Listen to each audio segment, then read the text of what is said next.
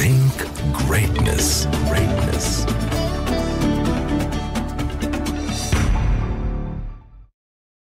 We've seen abuse on WhatsApp, for third groups, so you can do anything other places.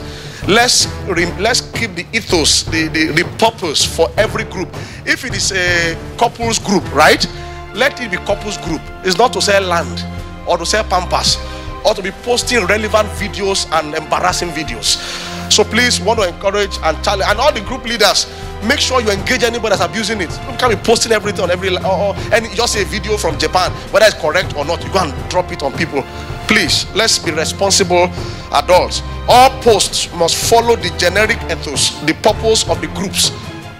Keep it sane. You can send to other places, even your contact, anything, and avoid commercializing the groups. This is a group on marriage, and then you are putting, we are selling flyers, we are selling shoes, we are selling this one, somebody said we are selling land, and until it becomes something else. And then any video you are sharing as an adult, authenticate it first before you share it. Don't just be sharing anything. They say two dogs, they came together and gave birth to cat. Did you see it? Did you see it? Please, let's be responsible, especially on the groups.